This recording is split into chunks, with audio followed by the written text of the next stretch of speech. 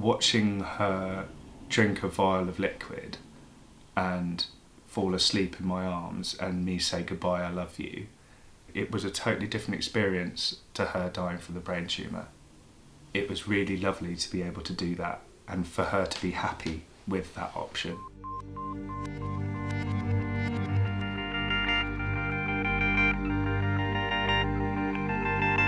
Sandy was like the cool mum at school. She was friends with all my friends, very independent. She was very funny. She had a great dark sense of humour, really dark. We had lots of options of what we should put the ashes in, and her one was a chicken cottage box. I think we're probably a little bit like hippies.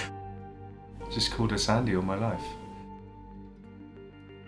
It was obvious that to anyone that knew her, that as soon as the diagnosis was put forward of you've got 3 months to live, you know, a brain tumour is not very forgiving, and it was big already. Straight away it was, what's the alternative? What could she do that wasn't palliative care and dying from the brain tumour?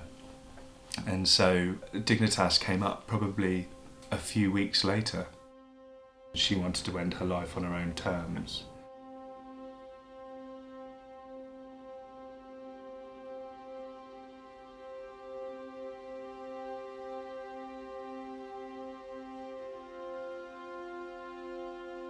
A lot of our connection is with music.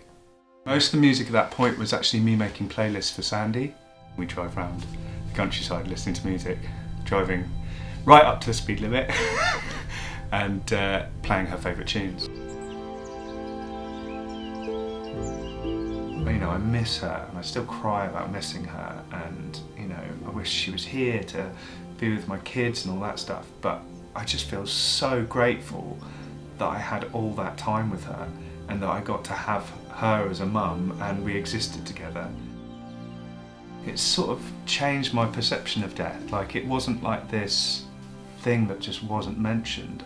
I was interacting with it, I guess, and so was Sandy, and it made it a little bit more comprehensible, and it also made it not a bad thing. It was a really lovely time to spend with each other. Like the last goodbye, we were laughing because I did a stupid goodbye and she giggled, and then she was asleep for about an hour and then she died. After she died, just started putting down all these ideas, and it just happened. I was just sat in the car and I just started recording some stuff. So the track Wonderful World, the idea of it started in the car park after the diagnosis, basically. It's celebrating a life and a time with someone. It's tinged with sadness, but it's really joyous. When I told you earlier about driving in the car with the windows open and playing loud music, that's what I think of. We're doing this, we're spending this time together because you're going to die, but what an amazing time.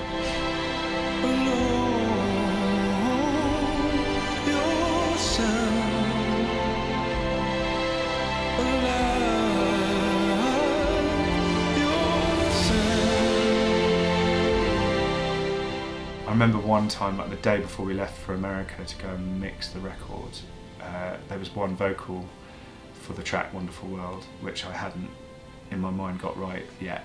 So I went to work on my own, set up the mic and sung it a load of times, and I was just sort of crying my eyes out. It was just a big deal to get it right, you know, and it was emotional. Cold winds meet the sun. By autumn you're gone.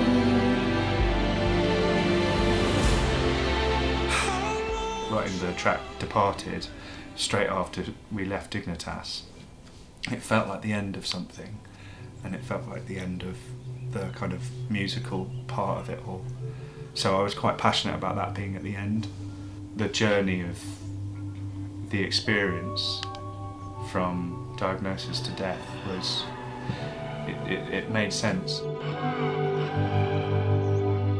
We write soundtracks, and it felt like it was a soundtrack to that experience.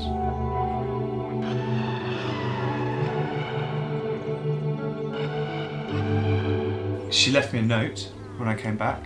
It's quite a throwaway note in itself, which is kind of what I love about it. If you feel like you've said it, you don't need to say it again. And that's what's really special about having that relationship with someone who dies, is that it's not as complicated as you might think. The note's not important. For us, it's not about stuff like that. It was about, you know, a giggle and a silly wave and playing music and driving fast, but just under the speed limit.